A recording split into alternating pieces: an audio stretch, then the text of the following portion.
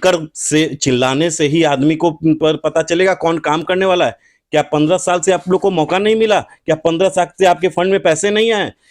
और उनका वार्ड पार्षद बनने में सबसे ज्यादा सहयोग इसी गली से रहा है। वो मंदिर है गुलती मंदिर, वो है महावीर स्थान, इसी गली का सबसे ज्यादा सहयोग रहा है। हालत तो हर जगह खराब है, लेकिन सबसे ज्यादा हालत खराब इसी गली का। मतलब 5 साल तक ले लगातार 10-10 हजार चंदा देंगे हम लोग भी गणेश पूजा में पूजा हो इसके लालच में उनका सपोर्ट किए। और जब वो जीत गए तो आ करके 2000 रुपए जो कसम खाए थे गणेश जी का कि हम देंगे, और जब उसके बाद 2000 रुपए दे रहे थे। मैं श्रवण कुमार, वार्ड नंबर 8, नगर परिषद साहेबगंज। मैं तो यही अपील करूंगा आम नागरिक से, आम जनता से, आम मतदाता से, साहेबगंज के मतदान केंद्र पर जाकर के अपने अपने मत का अवश्य प्रयोग करें और ऐसे प्रत्याशी का हम लोगों को चुनाव करना है। इन्हीं सब और पढ़ा लिखा भी होना चाहिए, तभी तो जानकारी होगी कि कहाँ क्या योजना। देख रहे हैं यूथ ऑफ तिरहुत सच्चाई अब तक। साहेबगंज नगर परिषद की कल चुनाव है, यानी 18/12/2022 कल नगर परिषद की चुनाव है। सभापति और उप सभापति और वार्ड परिषद 3 का चुनाव होता है और यह वार्ड नंबर 8 है। और देख सकते हैं कि इसकी क्या स्थिति है, और इसी स्थिति के बारे में जानने के लिए वार्ड नंबर 8 के जनता से हम जानेंगे कि किन मुद्दा पर वो लोग वोट देते हैं और जीतने के बाद जो भी प्रत्याशी होते हैं क्या उस मुद्दा पर कायम रहते हैं। और यही बात जानने के लिए हम आए हैं आज वार्ड नंबर 8 में। 8 में सर्वे करते हैं कि क्या कल किनको वोट देना है, किस आधार पर वोट देना है, क्या क्या मुद्दा लेकर आते हैं नगर परिषद में जो भी खड़ा होते हैं, और जीतने के बाद उनका क्या रहता है रवैया, वही जानते हैं। चलिए सबसे पहले जानते हैं अंकित जी से। भैया, कल साहेबगंज नगर परिषद में चुनाव है जी, और जो भी प्रत्याशी खड़ा होते हैं मुद्दा बहुत बड़ा बड़ा रहता है। लिस्ट जब पढ़िएगा ना तो आप थक जाइएगा कि इतना बड़ा बड़ा मुद्दा रहता है। लेकिन हम जब आपके वार्ड नंबर 8 में आए हैं तो इसका मतलब बद से बदतर स्थिति है। इसके बारे में आप क्या कहना चाहते? पहले 2 लाइन ऐसा कुछ बोलिए सार के मतलब महफिल के तौर में, उसके बाद जो मुद्दा बोलिएगा। जी, मुद्दा तो हम बोलेंगे। सबसे पहले हम अपना परिचय दे दें। मैं पहले हमारा ये नगर पंचायत था जो वार्ड नंबर 10 था, अब ये नगर परिषद होकर वार्ड नंबर 8 हो गया है।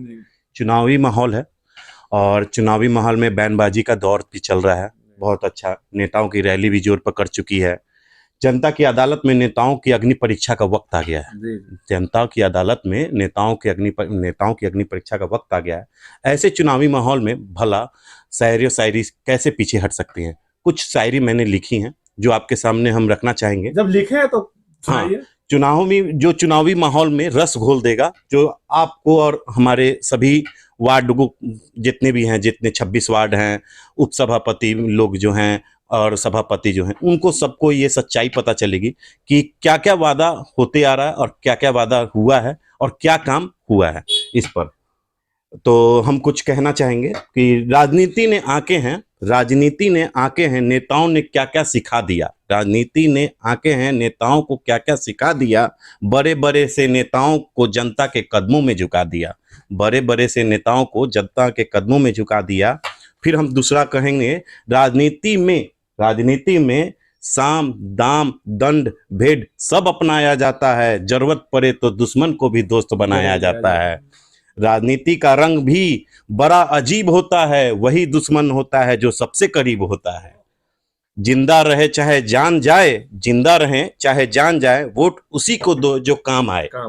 ठीक है, बदल जाओ वक्त के साथ, फिर वक्त बदलना सीखो, मजबूरियों को मत कोसो, हर हाल में चलना सीखो। अब हम कहेंगे कि देखिए, सब कोई वादे करते हैं, वही पुराने वादे, कुछ ऐसा वादा ही नहीं हुआ जो नया हो। आज आपके चारों तरफ स्पीकर का शोर, इससे 10-15 दिन जो हमारी जनताओं को कठिनाइयां हुई हैं, एक दुकानदार को जितनी कठिनाइयां हुई हैं, उनसे पूछिए क्या वो अच्छे से फोन से बात कर पाए हैं? क्या किसी ग्राहक को सही से जवाब दे पाए हैं? कुछ नहीं। क्या ये स्पीकर से चिल्लाने से ही आदमी को पर पता चलेगा कौन काम करने वाला है? क्या 15 साल से आप लोग को मौका नहीं मिला? क्या 15 साल से आपके फंड में पैसे नहीं आए? क्या 15 कोई हिसाब है? कुछ है? कुछ नहीं। क्या सब कोई खाते हैं? सब छुपा हुआ नहीं है, बड़े बड़े भी नेता लोग खाते हैं, पता नहीं है। लेकिन आप काम तो कीजिए। अरे काम करके दिखाइएगा तब ना आप मुझसे उम्मीद से फिर वोट मांगने आइएगा। आप लोग तो सोचते हैं कि 5 साल अरे मिल गया, अब 5 साल राज करो, फिर देखेंगे, फिर वही वादे करेंगे, फिर वही तो वही घोड़ा वही लगाम बार बार नहीं खींचिए, अपने हिसाब से नेता को चुनिए, नया चेहरा लाइए, ताकि लगे कि हाँ वार्ड अपना विकसित हो। हर चीज बदला है, वार्ड भी बदले। अब तो मौका उपसभापति और सभापति का भी मौका मिला है। पहले सभापति क्या होते थे, वार्ड पार्षद बन जाते थे। बहुत सारे ऐसे ऐसे कारनामे लोग किए हैं, खरीद बिक्री का खेल शुरू हो जाता था। लेकिन आज ये सब आपके हाथ में, हम लोगों के हाथ में आया है। अगर इस समय अगर हम लोग थोड़े से भी चूक हुए तो आप देख ही रहे हैं 15 साल के रवैया और आपके रास्ते क्या विकास क्या हुआ है। बस हम इसी पर अपनी वाणी को विराम देंगे। बहुत बहुत धन्यवाद। हमारे मनु भैया तो आप देखे वीडियो में कैसे बयानबाजी किए, मतलब वो वीडियो से समझ जाएंगे कि क्या बयानबाजी किए हैं। कुछ और जो पब्लिक है वार्ड नंबर 8 के, उनसे जानते हैं कि यह जो विकास है यह किस तरह का विकास है। सबसे पहले बताइए कि चुनावी दौर में तो मुद्दा बहुत सारा है, लेकिन हम जब भी मतलब आए हैं यहाँ, हम यह लगा दूसरा बार हम आ चुके हैं यहाँ पे। जैसा विकास साल 1.5 साल 2 साल 5 साल पहले था, आज भी वैसा है। तो इतना 12 लोग चुनावी मुद्दा लेकर आए हैं, उसके बारे में आप क्या कहना चाहते हैं? सबसे पहले तो विकास का जो आप नाम लिए, अगर आप कैमरा इधर उधर घुमाएंगे तो आप देख लेंगे क्या विकास है, नाली का क्या कंडीशन है। आपके पीछे में जो घर है वहाँ के बच्चे गिरते हैं, यहाँ के घर के बच्चे गिरते हैं। आप देखिए नाली का क्या कंडीशन है कि यहाँ पे हम लोग ग्रिल लगाए हुए हैं चलने के लिए। ग्रिल लगाया गया है आने जाने के लिए।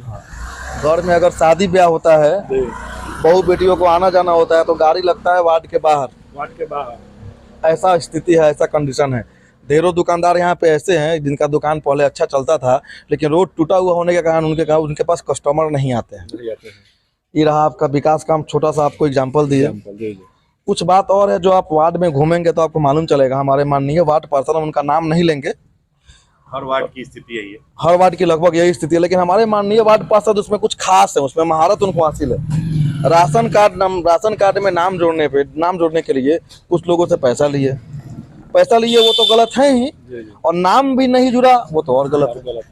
उसके अलावा इंदिरा आवास उठाने के नाम पर लोगों से 25,000 30,000 ऐसे करके वो लिए हुए हैं। अगर आप क्षेत्र में घूमेंगे तो आपको मालूम चलेगा। पैसा लिए वो तो गलत है ही, इंदिरा आवास उनको अलॉट भी नहीं हुआ।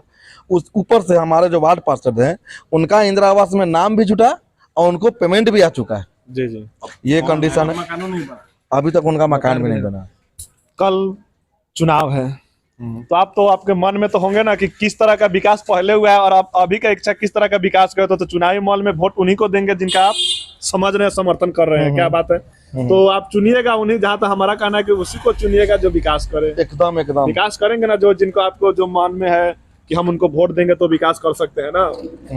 नहीं, इस बार बदलाव करना ही है। 15 साल से वो रह के जिस तरीके से सारा हालत खराब कर दी है, और अभी भी उनके अंदर घमंड गया नहीं है। लगातार वो 15 साल से मतलब वार्ड पार्षद थे। हाँ, लगातार 15 साल से वार्ड पार्षद, फिर भी विकास वार्ड नंबर 8 का ऐसा है। उप सभापति भी रह चुके हैं। और उनका वार्ड पार्षद बनने में सबसे ज्यादा सहयोग इसी गली से रहा है। वो मंदिर है गुलती मंदिर, वो है महावीर स्थान, इसी गली का सबसे ज्यादा सहयोग रहा है। हालत तो हर जगह खराब है, लेकिन सबसे ज्यादा हालत खराब इसी गली का है। मतलब इतना विकास कर दिया। थोड़ा सा यहाँ से थोड़ा सा दूर जाइएगा तो देखिएगा उनके जो बहुत करीबी लोग हैं उनके पास का नाला देखिएगा, काफी स्वच्छ सुथरा है।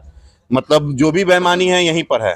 जो उनका घर वहाँ पे है, कोना पे घर है, वहाँ मंदिर के पास उनका घर है। तो वहाँ से लेकर और वहाँ तक यही स्थिति है। मतलब बनवा के ही नहीं पाए। वो चाह रहे हैं कि रोड में जो है ना कि अपना घर बना लें, रोड में घर बना। हाँ, इसीलिए इसका विकास ऐसा। हाँ, वो कहते हैं कि नहीं बनने दीजिएगा तो नाला नहीं बनने देंगे। तो घर बनने दिए तो नाला बनेगा। हाँ, नहीं तो नहीं बनने देंगे। ऐसे नाला कितना बार कागज पे बन चुका है, रिपेयर भी हो चुका है। ये अलग बात है कि उसका पैसा अपने पॉकेट में डाल चुके हैं। जेसीबी लगवा करके पूरा खुरवाए हुए हैं। हाँ, दारू पी करके गाँव के लोग के गाली देते हैं।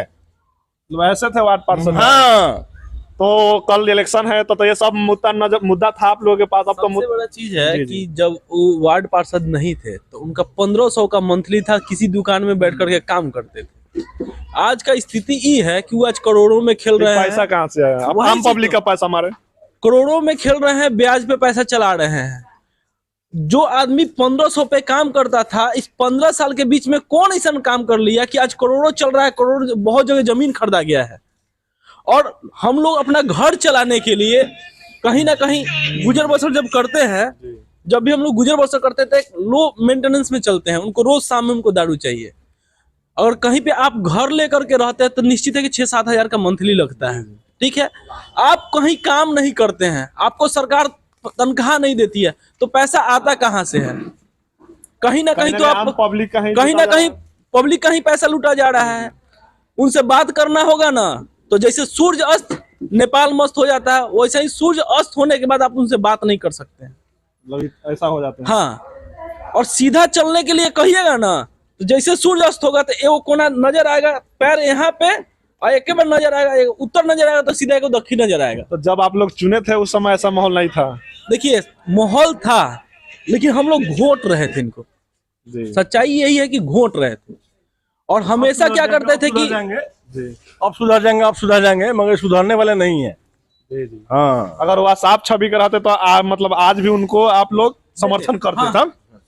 लेकिन मतलब ऐसा कर चुके हैं हम आप लोगों के साथ कि हम, वो ऐसा आदमी है कि जब इसके पहले इलेक्शन हो रहा था तो हम लोग को यही, हम लोग उनके सपोर्ट में नहीं थे, थोड़ा सा उनके मिसबिहेव को देख करके, तो वो आदमी बोले कि हम लोग गणेश पूजा समिति में हैं, तो गणेश पूजा में आकर के बोले कि अगर आप हमारा सपोर्ट करते हैं हम जीत जाएंगे, तो इस बार हम गणेश पूजा में 15,000 25,000 चंदा देंगे, हर साल मतलब 5 साल तक ले लगातार 10-10 हजार चंदा देंगे हम लोग।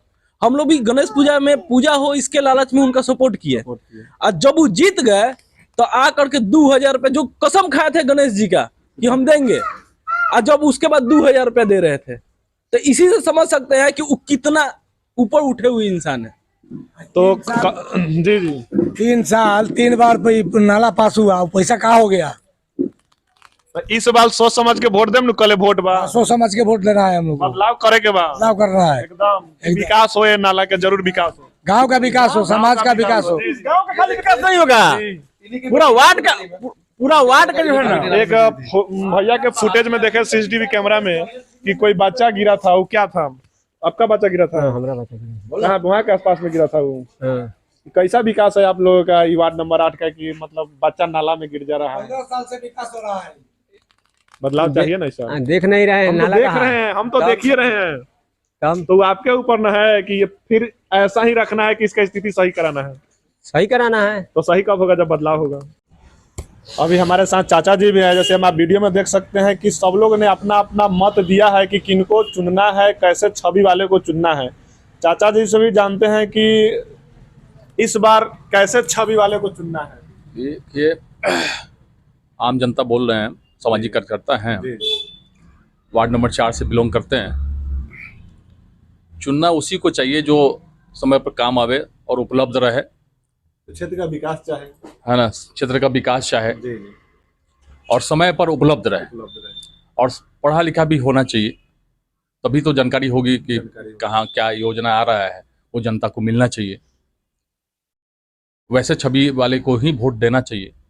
जनता से मैं यही अपील करना चाहता हूँ कि वैसे छवि के लोगों को ही वोट दें, मत का सही उपयोग करें, मत का सब सही उपयोग करें, ताकि अगर एक बार चुनने के बाद 5 साल तक वह रहेंगे, हाँ। तो ऐसा 5 साल में न सिचुएशन आ जाए कि साल भर में उससे तंग आ जाए हम। तो ऐसे छवि वाले को चुनना उचित नहीं है। उचित नहीं है, और क्षेत्र में जनता से मिलना भी चाहिए, वैसे कैंडिडेट को वैसा चुनाव करना चाहिए जनता को, यही अपील है। चाचा जी, आपका क्या मत है? कुछ अपना भी मत बताइए। मैं श्रवण कुमार, वार्ड नंबर 8, नगर परिषद साहेबगंज।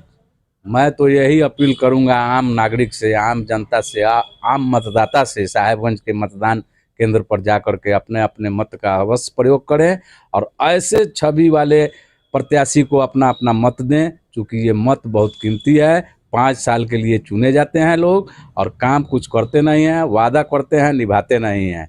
इसलिए ऐसा छवि वाला आदमी को चुनिए जो गति दे, विकास को गति दे, काम को अच्छे तरीके से करे, सरकारी योजना जितना भी आता है उसका सदुपयोग हो, उसको आम नागरिक के बीच में रखे, आम जनता के बीच में रखे, और प्राथमिकता के आधार पर काम को आगे विकास के साथ कराता जाए।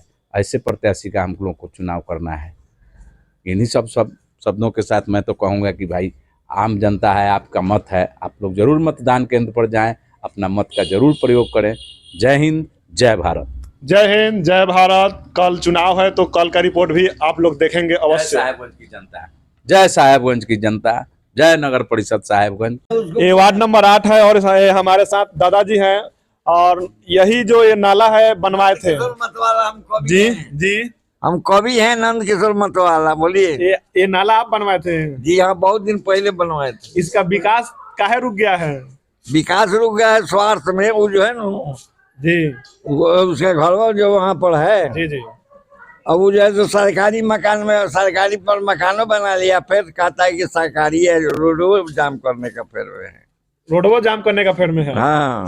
तो कल चुनाव है दादाजी, तब का वोट दिया ना सोच समझ के, बदलाव हो ही। हाँ एकदम सही हो बदलाव होगा ना, एकदम होना है। तब इस नाला के तरक्की जरूर होई, क्षेत्र के विकास हो अगर बदलाव हो तो। अरे बाबू, हम तो चाहते हैं कि कैंडिडेट हम आए, ऐसा कैंडिडेट की ईमानदार हो, क्षेत्र की विकास करे कि ताकि आने वाला पीढ़ी का इतिहास बन सके। जी जी जी। हाँ, कितना लड़का फड़का गिर गया।